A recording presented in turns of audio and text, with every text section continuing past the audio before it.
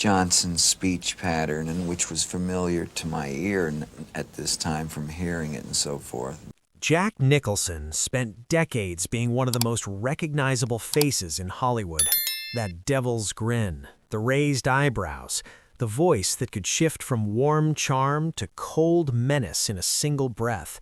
He was the kind of actor who made every scene feel like it could go anywhere, and audiences loved him for exactly that reason.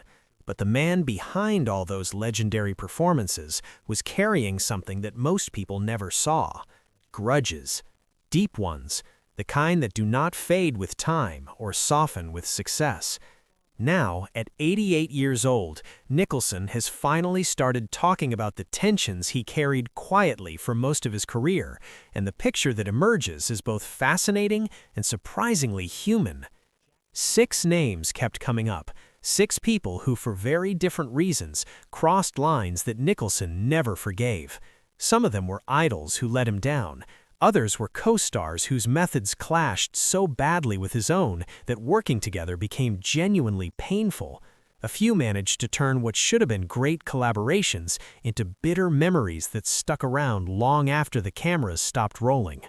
If you enjoy these kinds of honest, behind-the-scenes looks at Hollywood's real history, the stories that never made it into the official interviews or the studio press releases, subscribe now and turn on notifications. There is a lot more to uncover, and you will not want to miss any of it.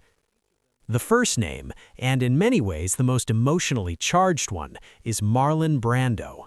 To understand why this one hurts so much, you have to understand what Brando meant to Nicholson before they ever met.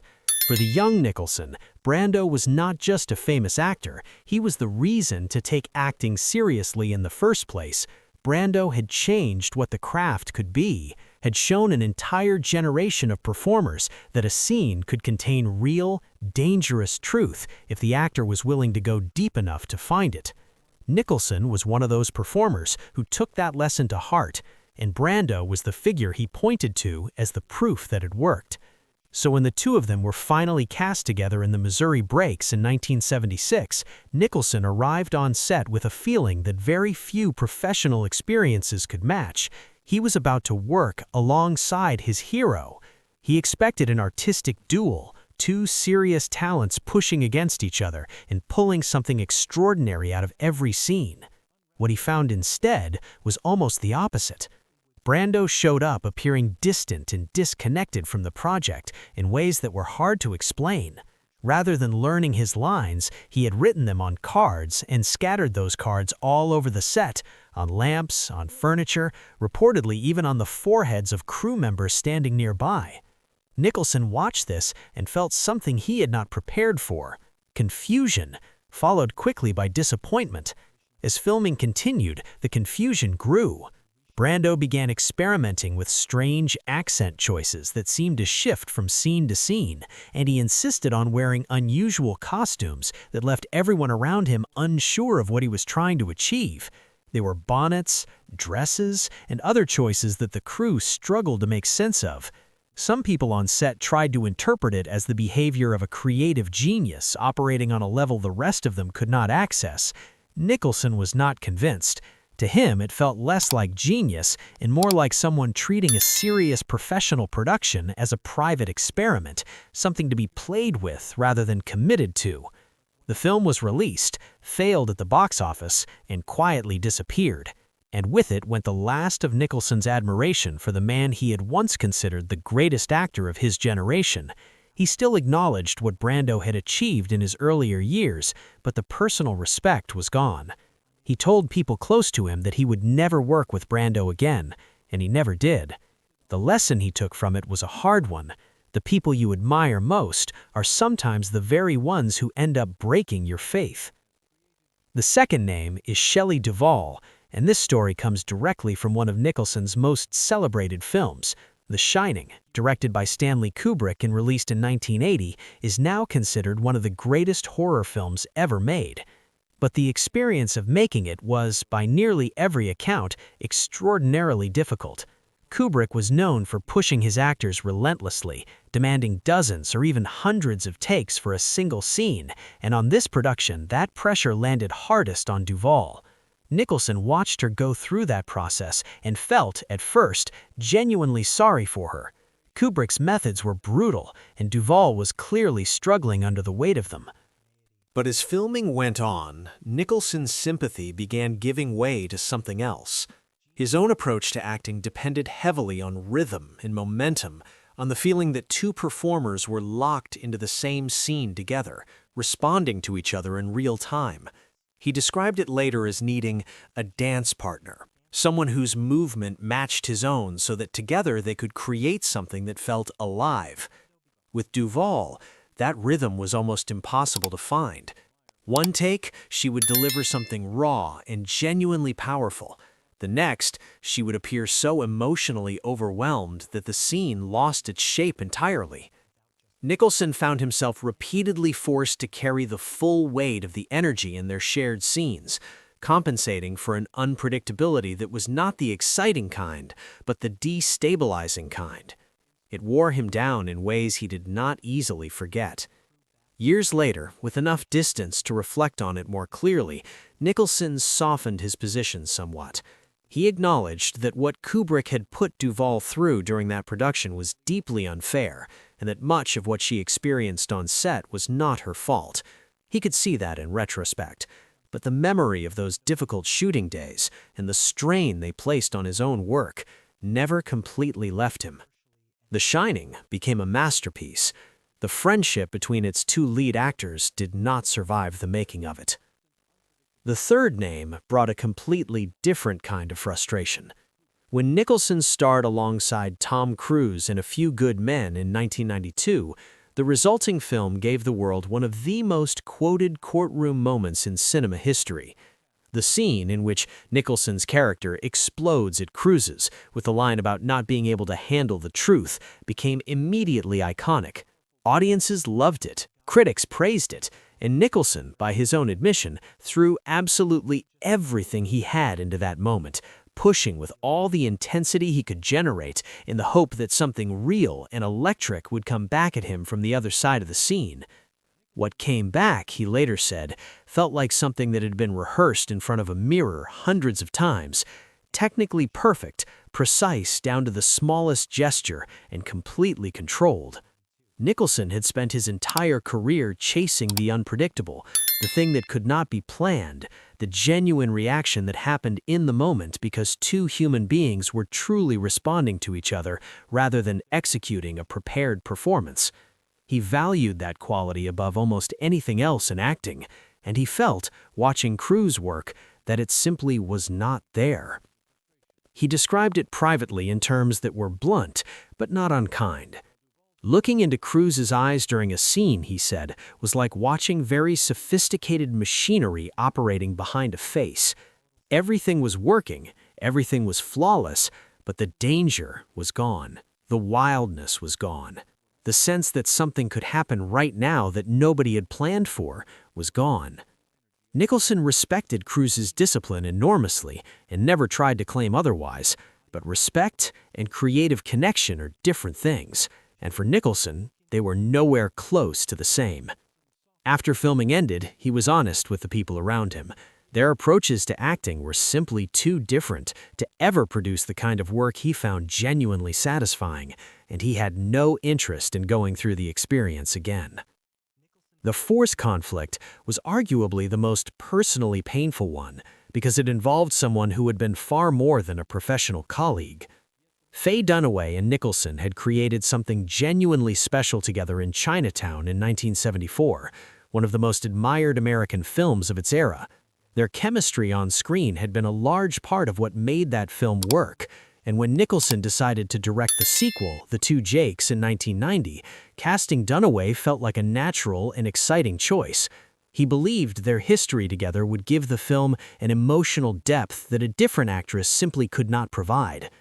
What he discovered instead was that the history between them had not aged as well as the original film. From the earliest days of production, the set was tense. Dunaway arrived late, questioned dialogue constantly, and pushed back against many of Nicholson's decisions as director. For a man who was simultaneously directing, starring in, and carrying the creative weight of the entire project, the resistance from his leading actress was not just frustrating, but genuinely destabilizing. The pressure kept building until he finally said out loud what he had been feeling for weeks. What was happening on that set did not feel like collaboration, it felt like sabotage. That single word captured everything. Whatever trust had existed between them, whatever warmth had made Chinatown possible, had dissolved completely. The film was finished and released, but the experience left a permanent mark on Nicholson. He had hoped the two Jakes would define his legacy as a filmmaker. Instead, it convinced him never to direct another movie again.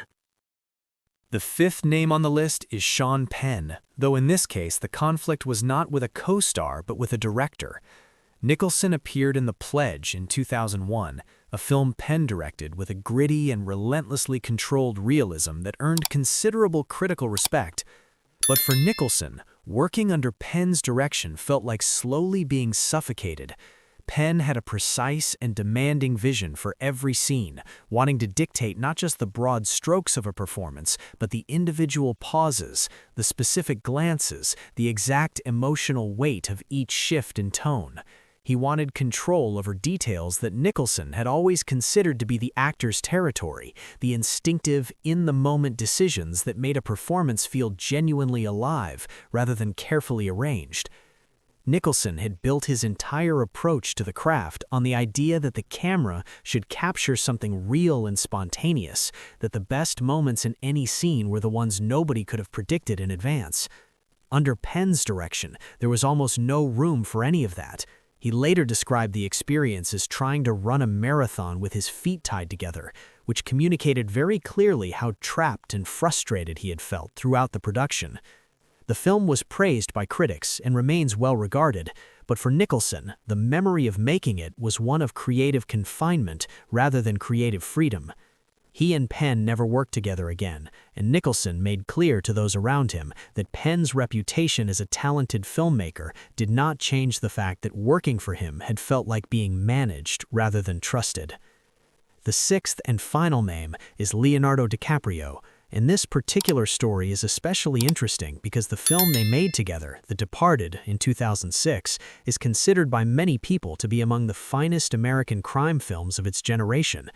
Martin Scorsese directed it, the performances across the board were widely celebrated, and it won the Academy Award for Best Picture. And yet, even within that success, Nicholson walked away with a sense of dissatisfaction that he found difficult to fully articulate, but impossible to ignore. The fundamental problem was the same one that had come up with Cruise, but in a slightly different form. DiCaprio was extraordinarily well prepared. Every element of his performance had been thought through in advance. The backstory of the character, the physical mannerisms, the way his face would move in specific moments. Nicholson acknowledged all of that work and did not dismiss it, but he felt that the careful preparation, impressive as it was, had squeezed out the quality he valued most, the sense of risk, the possibility that something unpredictable might happen right now in this scene, and that both actors would have to respond to it honestly rather than falling back on what they had already decided to do. The moment that illustrated the gap between them most clearly came when Nicholson, without any warning, produced a real gun during one of their scenes together. Scorsese kept the cameras rolling and captured the genuine flash of shock on DiCaprio's face. For Nicholson, that reaction was the whole point. That was what acting was supposed to feel like. Real surprise, real emotion, something that could not have been planned because it had not been planned. For DiCaprio, the move felt reckless and out of bounds, a violation of the unspoken understanding between actors that the set is a safe space where everyone knows what to expect. The two men represented genuinely different traditions. Nicholson had been shaped by the teachings of Sanford Meisner and the belief that actors should live truthfully in the moment, responding instinctively to whatever was happening around them. DiCaprio came from a newer school of thought that placed enormous value on preparation, precision, and disciplined craft. Both approaches produced real and respected work, but side by side they did not fit together comfortably, and Nicholson privately told people afterward that he had no interest in working with a performer from that school again. DiCaprio continued to speak generously about Nicholson in public interviews. Nicholson's private opinion stayed where it had always been. 6 names, 6 conflicts, and when you lay them all out together, a remarkably consistent picture of what Jack Nicholson valued and what he absolutely could not tolerate. He wanted danger. He wanted spontaneity. He wanted to walk into a scene not entirely sure what was going to happen and come out the other side having found something real. When he found people who could not give him that, or who actively stood in the way of it, he walked away and did not look back. Whether that made him right or simply made him difficult is a question worth thinking about, but it was always, without question, exactly who he was.